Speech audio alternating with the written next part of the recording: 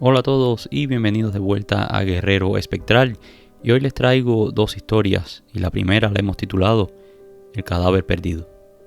Hola guerrero, siempre fui mucho de estas cosas misteriosas, de cosas paranormales y todo lo que tiene que ver con cosas que dan miedo. Creo que eso fue lo que me llevó a querer trabajar en una funeraria desde que tenía 18 años. Puede que suene morboso o incluso creepy, pero siempre quise estar cerca de cadáveres. No quería hacer otra cosa. Por algún motivo sentía que debía ayudar a aquellas personas antes de que sus familiares le dieran el último adiós. Comencé a ir todas las tardes a una funeraria que estaba cerca de mi casa. La verdad, iba como voluntario para aprender, pero el dueño siempre me daba un dinero. Yo me encargaba de buscar las flores, ayudaba a organizar las salas de velación, pulía los ataúdes que estaban a la venta, en fin, hacía de todo un poco. Finalmente, cuando el dueño vio que yo era una persona seria, me puso a asistir a uno de los embalsamadores. El señor Pablo, que en paz descanse, era una persona muy buena y un embalsamador con muchísima experiencia.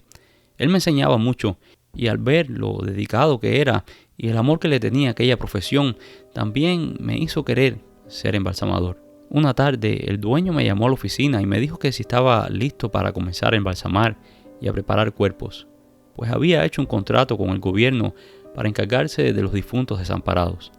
La cantidad de cadáveres sería grande y necesitaba más personal. Y en efecto la cantidad de cadáveres comenzó a crecer, pero éramos muy pocos, éramos solo 3 embalsamadores. Pasé muchas noches allí sin dormir y sin cobrar horas extras, pero quería que todo estuviese bien, quería que todos recibieran el mismo trato digno, los que pagaban y los desamparados. Recuerdo que una noche era casi la medianoche y habían cadáveres hasta en el suelo, en los pasillos, debajo de las mesas, en todos los lugares que mirabas veías un cadáver. Recuerdo que llamé al dueño y le dije que era necesario hacer algo, que incluso habían cuerpos que ya olían mal y que por rápido que trabajáramos no iba a ser suficiente para terminar con todo aquello. El dueño me dijo que no me preocupara, que ya todo se iba a resolver. Y en efecto, a la mañana siguiente se habían llevado a casi todos los cuerpos. Pero lo curioso era que se habían llevado los cuerpos de las personas pobres, de los desamparados, pero los que habían pago estaban allí. Yo le pregunté al señor Pablo qué había pasado con los cadáveres, y él solo se encogió de hombros, dejando en claro que no sabía nada, y me pidió que no preguntara, que me olvidara de aquello, que mejor no saber mucho. Volví a mi trabajo y no pensé mucho más en aquello. Esa misma semana fue una de las semanas más frías que he visto en mi vida, y por consiguiente muchas personas que estaban en situación de calle fallecieron por las bajas temperaturas. Al no tener lo necesario para abrigarse ni comida caliente para alimentarse, sus cuerpos dejaron de funcionar. Otra vez la funeraria se repletó de cadáveres. Esa noche trabajé hasta las 4 de la mañana, pero ya estaba exhausto. Y mientras lavaba el último cuerpo, la etiqueta que le ponemos en el dedo gordo del pie se salió accidentalmente. No sé si fue el cansancio o qué, pero no me di cuenta. Ese es uno de los peores errores que se pueden cometer en este trabajo. Identificar incorrectamente a una persona puede ser desastroso, no solo para la familia del difunto, pero también para la reputación de la funeraria. Como dije anteriormente, una vez que terminé de lavar el cuerpo, lo tapé con una sábana y lo dejé allí. A la mañana siguiente lo terminaría. Ya no podía más. Me fui a mi casa y dormí unas horas. Y para mi sorpresa, cuando llegué al día siguiente, una vez más, los cuerpos ya no estaban en la funeraria, con la excepción de los que las familias habían pagado sus servicios. No hice preguntas y me fui directo a mi estación de trabajo. El pánico me hizo su presa. El cuerpo que había dejado en la plancha no estaba allí. Le pregunté a don Pablo, pero él no sabía. Fui al depósito, pero tampoco estaba allí. Comencé a entrar en pánico. Revisé los ataúdes y no estaba. Regresé a mi estación de trabajo y algo en el suelo me llamó la atención. Mi corazón cayó en mi estómago. Ahí estaba la etiqueta. No solo había perdido el cuerpo, había perdido el cuerpo sin identificación. Tomé la etiqueta y fui inmediatamente a la oficina del dueño a enfrentar mi juicio final. Entré a la oficina del dueño y le expliqué lo que había pasado. El dueño se llevó la mano derecha a la frente, como si fuera el fin del mundo. Rápidamente tomó el teléfono y escuché que habló con alguien. Deténganse, deténganlo todo ahora. El dueño salió de la funeraria y ni me miró. Regresó 1 hora después con un cadáver en una bolsa y me dijo claramente: pon el cadáver en el ataúd y no hagas preguntas ni comentarios. Mantén la boca cerrada. Hice tal y como se me ordenó. Después que estaba el cuerpo en el ataúd, vino el dueño y otros trabajadores, sellaron el ataúd y pusieron una etiqueta de peligro biológico. El dueño movió algunas influencias y consiguió un certificado diciendo que se había detectado un patógeno en el cuerpo que estaba en el ataúd y por ende el ataúd tenía que permanecer sellado. Yo me sentí súper mal con todo aquello. El próximo día fui a pedir la renuncia, pero el dueño me dijo que no, que todo se había arreglado.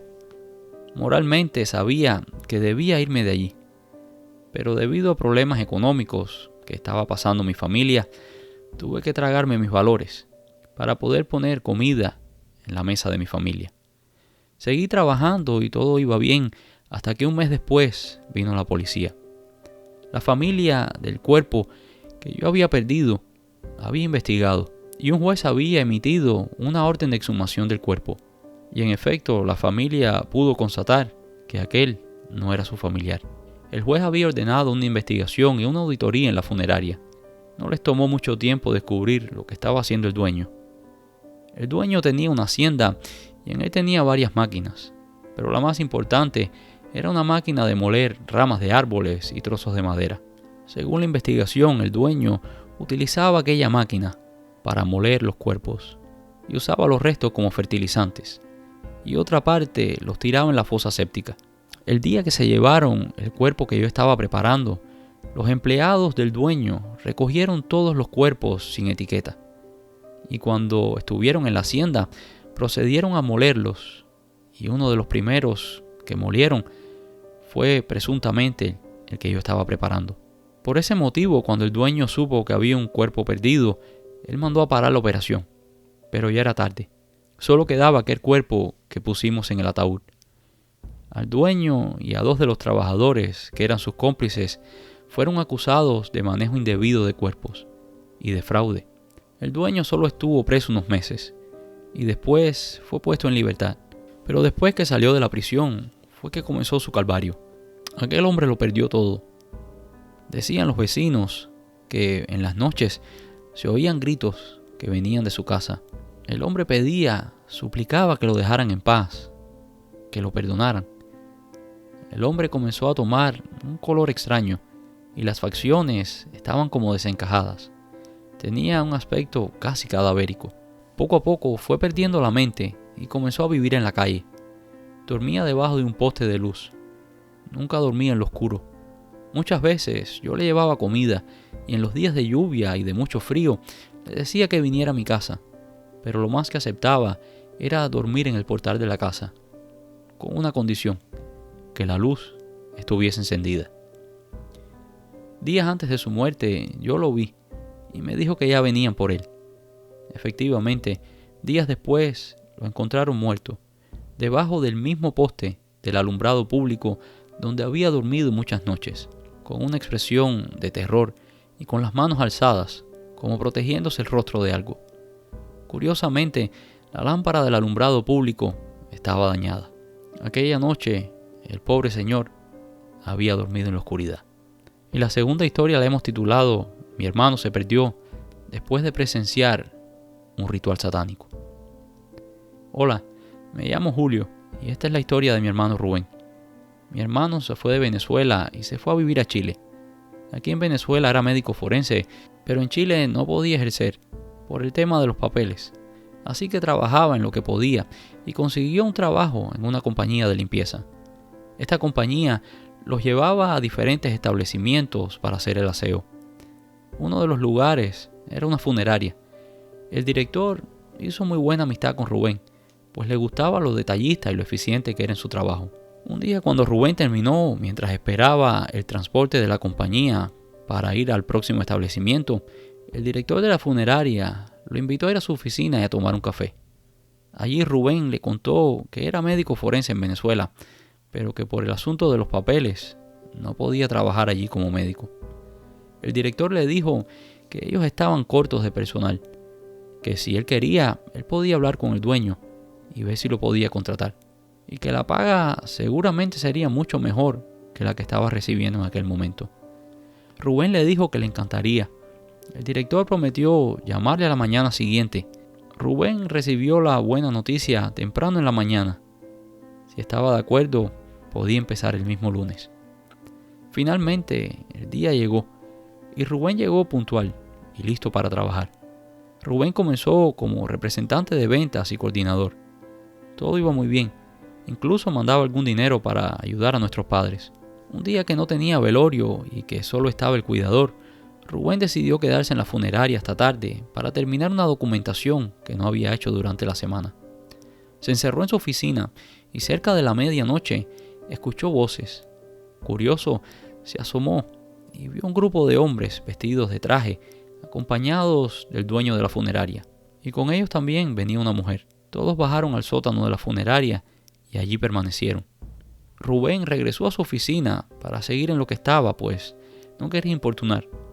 Pero una media hora después, desde las profundidades del sótano de la funeraria, se comenzaron a escuchar como unos rezos, como unos cánticos en otras lenguas. Esto comenzó a inquietar a mi hermano y se fue a su casa. Mi hermano siguió trabajando, pero aquello le causó un poco de curiosidad. Le preguntó a uno de los chicos que trabajaba allí si él había visto algo raro. ¿Raro? ¿Qué sería más raro que trabajar en una funeraria? No sé nada de lo que preguntas. Días después, el director de la funeraria llamó a Rubén a la oficina y le dijo: hijo, no trates de averiguar mucho. El dueño es un señor al que le gusta mucho el silencio y la discreción. No eches a perder la oportunidad de trabajar aquí. Él está muy contento con tu desempeño. Incluso se dice por ahí que te va a poner en el puesto de director de la nueva funeraria que está abriendo su familia. Disculpa, señor. Solo me dio curiosidad aquel grupo de personas que vino. El director inmediatamente levantó el dedo índice de su mano derecha y se lo llevó a la boca, sugiriendo silencio. Rubén obedeció, pero ahora estaba más curioso que nunca. Pasaron las semanas y una tarde, el director le pidió al personal que se fuera temprano. Todos se fueron, pero algo le dijo a Rubén que si quería respuestas, aquel sería el día. Antes de irse, vio a uno de los empleados bajar un cadáver en una camilla al sótano. Rubén se adelantó y salió antes que los demás empleados. Se fue a tomar un café a una cafetería cercana, pues quería hacer un tiempo y ver si podía investigar algo. Desde la terraza de la cafetería, Rubén podía ver perfectamente el parqueo de la funeraria. Como a las 11 de la noche, el dependiente anunció que estaban por cerrar. Rubén tomó sus cosas y se dispuso a esperar en su auto. Pero en cuanto se levantó de la silla, 5 automóviles negros, muy lujosos, como en una solemne procesión, entraron al parqueo de la funeraria. El mismo grupo de personas que había visto semanas antes se bajó de los vehículos y esta vez los esperaba el director en la puerta de la funeraria. Rubén se acercó con discreción a la funeraria y después que el grupo ingresó en el edificio, él hizo lo mismo. Con la mayor discreción posible, Rubén se metió en su oficina. Como la vez anterior, media hora después, comenzaron los rezos. Rubén bajó al sótano, cuidando de que nadie lo viera. Comenzó a sentir un frío tremendo y una mala sensación le recorría el cuerpo. Allí se paró tras un estante y observó un grupo de personas paradas en un círculo como con unos trajes talares que arrastraban hasta el suelo y les cubría la cabeza. En medio del círculo, Rubén podía ver un cuerpo que había sido puesto encima de unos símbolos que estaban dibujados en el suelo. Una persona arrodillada junto al cadáver también escribía símbolos en el cuerpo. Trajeron otros elementos y los pusieron a su alrededor. Parecían agua, tierra, incienso y unas velas. Los rezos se escuchaban más y más altos, y de pronto el cuerpo se movió. Era como si hubiese tenido un espasmo. Y la mujer que escribía sobre el cuerpo se incorporó y comenzó a doblarse hacia atrás hasta que sus manos y sus pies tocaron el piso. La mujer comenzó a hablar con una voz gutural, en un lenguaje que no entendía. El dueño de la funeraria se descubrió la cabeza y comenzó a hablarle a la mujer. La mujer se contorsionaba de una forma que no era natural. Parecía como un reptil. El pánico comenzó a apoderarse de Rubén. Sentía que no podía respirar. Como pudo, trató de salir de allí, pero se encontró al director parado en la puerta. El director le hizo una seña para que se callara. No debiste hacer esto, muchacho. Esa gente es muy importante. El dueño es un necromante muy poderoso. Esta gente puede hacer cosas inimaginables. Rubén me llamó en plena madrugada y me contó todo aquello. Lo escuché asustado, como nunca antes, y me dijo que no regresaría a trabajar a aquel lugar. En los próximos días, las llamadas se hicieron más esporádicas, hasta que un día dejó de contestar el teléfono. Lo buscamos por todos lados.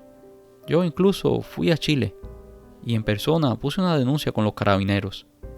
Pusimos carteles, buscamos por todos lados, pero nunca más supimos de Rubén. Mis padres y yo tenemos la esperanza de que tal vez esté escondido en algún lugar. Tal vez escuche tu programa y decida comunicarse con nosotros. El funeral de la bruja. Contaba la buena gente de aquel pueblo que Lucía era tan vieja como el pueblo mismo. La anciana vivía sola después de que su hermana Lola había muerto. Nadie recordaba con exactitud cuándo las dos mujeres se mudaron al pueblo. La gente del pueblo tenía una rara relación con la anciana. Existía como un acuerdo no escrito, un acuerdo entre las partes, que nadie la molestaba y ella no molestaba a nadie. Todo comenzó años atrás, cuando Lucía era la partera y la curandera del pueblo. Un día, Marta, la esposa del herrero, fue a ver a Lucía. El herrero quería dejar a Lucía, pues ella no había podido darle un hijo. Marta, desesperada, ofrecía a Lucía lo que quisiera por tal de concebir un hijo. Lucía le dijo que regresara un día de luna llena y que harían un ritual, y con suerte, 3 meses después, quedaría embarazada. El ritual requería un sacrificio de sangre, tenía que matar unos animales. También requería unos baños que Marta debería darse, y de eso dependería el éxito del trabajo. Llegó el día del ritual, sacrificaron el animal, se hicieron las oraciones pertinentes, y Marta se fue a su casa con las hierbas y con el baño preparado, el baño que debería darse. Una noche, mientras Marta se daba el baño con el preparado mágico, llegó el herrero borracho, y al ver todo aquello, tiró todo al patio, y le dijo que no permitiría brujerías en su casa. Aunque Marta no pudo terminar lo prescrito por Lucía, a los 3 meses la mujer quedó embarazada.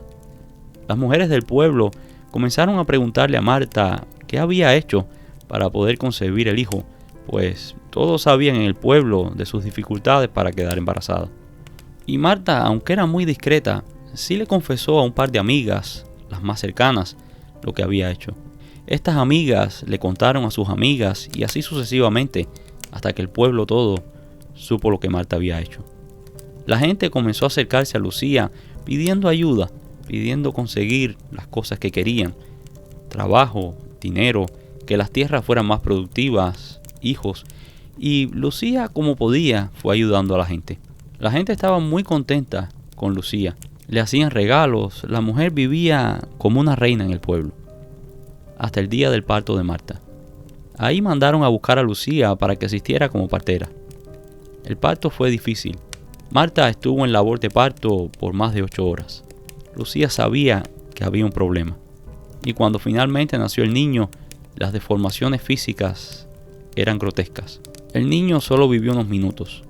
Y cuando el herrero vio las condiciones físicas en las que nació el niño, la emprendió contra Lucía. «Tú, maldita bruja, mira lo que le hiciste a mi hijo». Algunos de los presentes tuvieron que sujetar al hombre para que no agrediera a Lucía. Lucía se fue para no agravar la situación.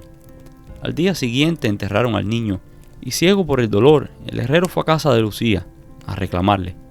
Cuando vio que la señora no le abría la puerta, decidió prenderle fuego a la casa, con la bruja dentro. Por mucho que trató, la casa no ardió, la casa no se encendía. La gente del pueblo lo vio y se lo llevó a su casa.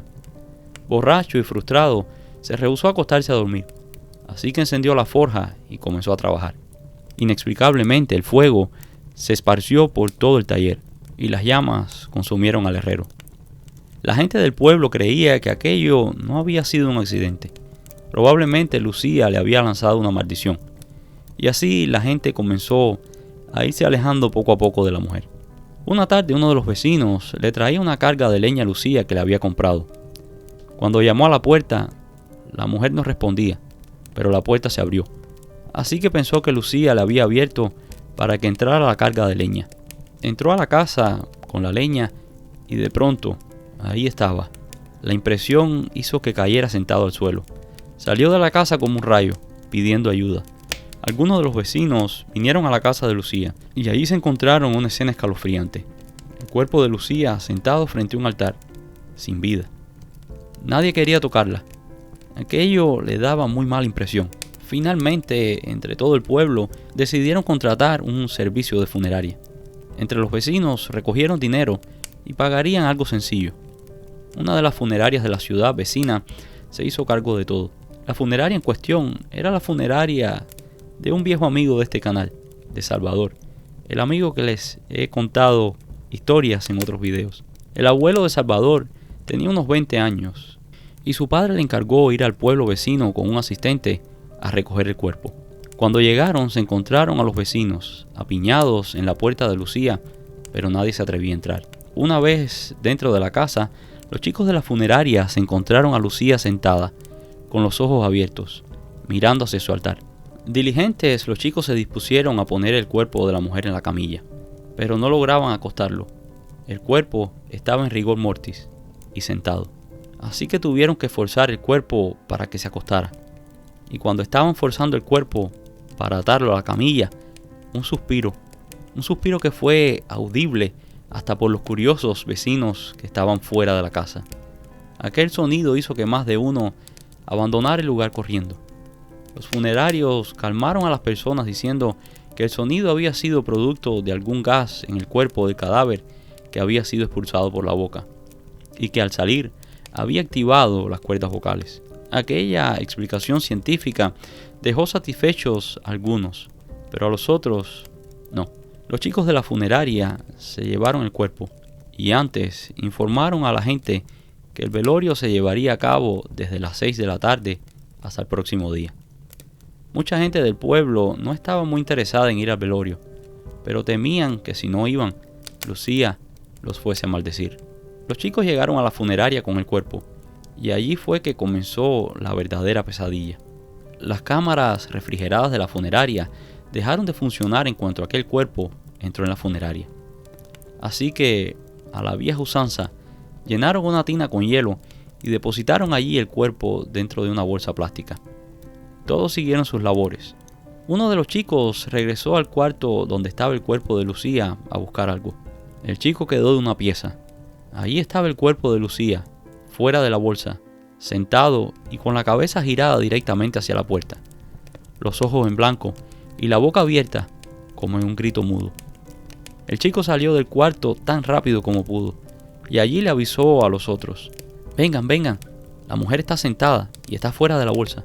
Y en efecto, ahí estaba Lucía, con los ojos blancos, sentada, mirando hacia la puerta.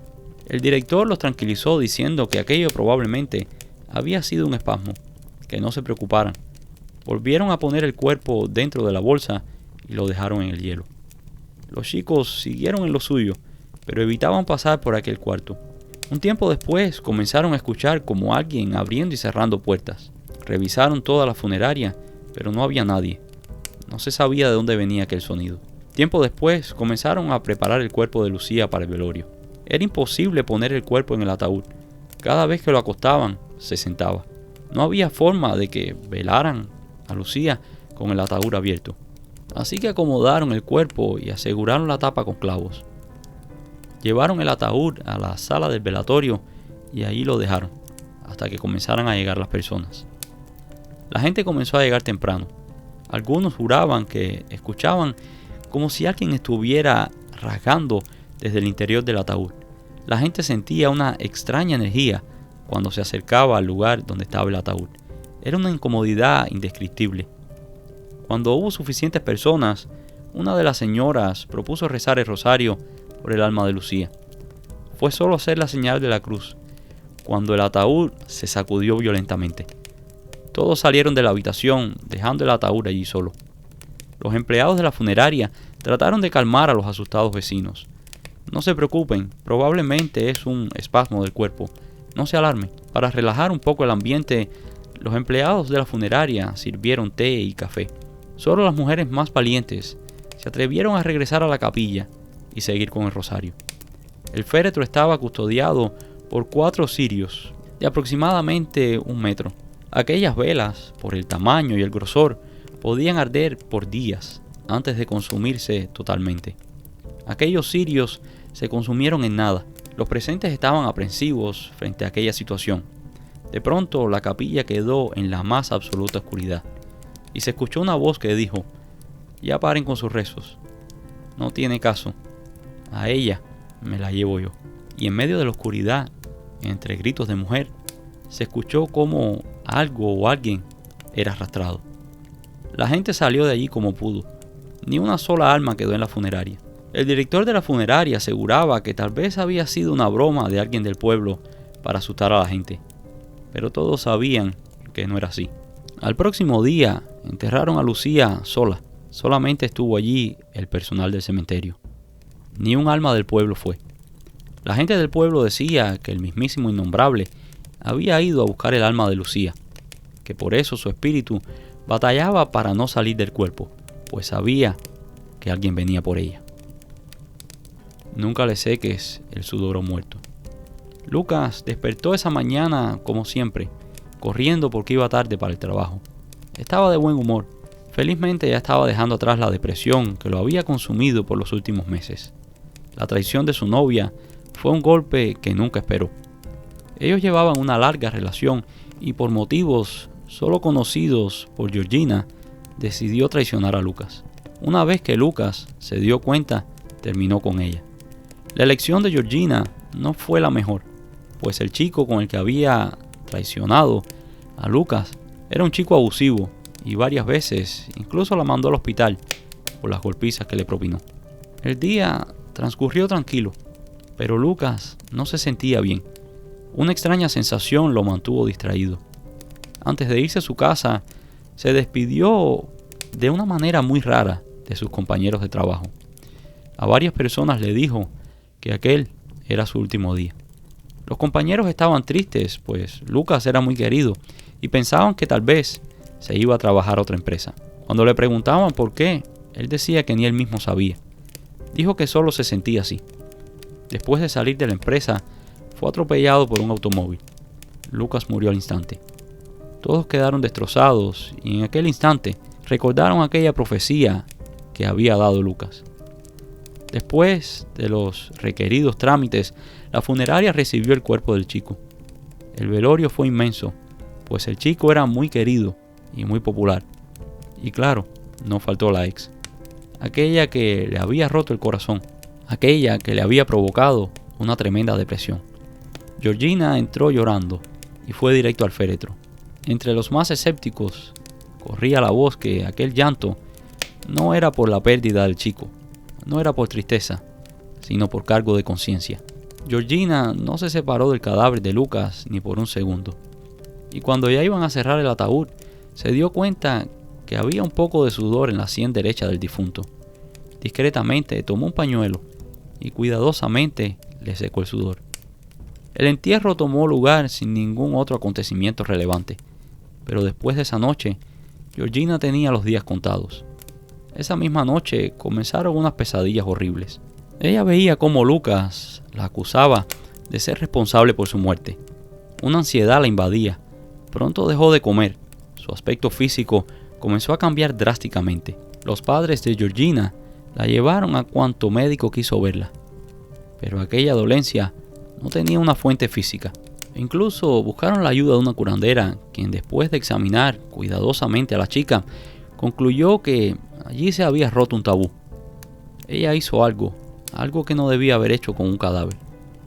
Georgina le confesó a la curandera que lo único que había hecho había sido secarle el sudor a su ex, que había fallecido en un accidente. El rostro de la curandera palideció, mientras se perdía en un oscuro cuarto de la casa.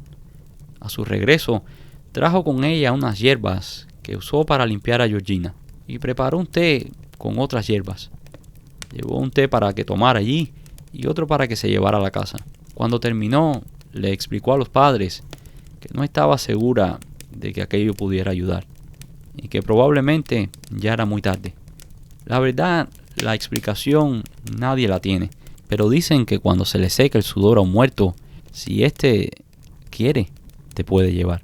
Georgina no se recuperó y murió diciendo el nombre de Lucas. En sus últimos momentos, era un verdadero cadáver. Su estado era tal que en su velorio, el ataúd tuvo que ser cerrado. Y esto es todo por hoy. Espero que estas historias les hayan gustado. Si lo hicieron, déjenos un like. Recuerden también dejarnos sus comentarios. Y no olviden activar el icono de la campana para que reciban notificaciones cada vez que publicamos nuevo contenido. Muchas gracias y nos vemos en el próximo video.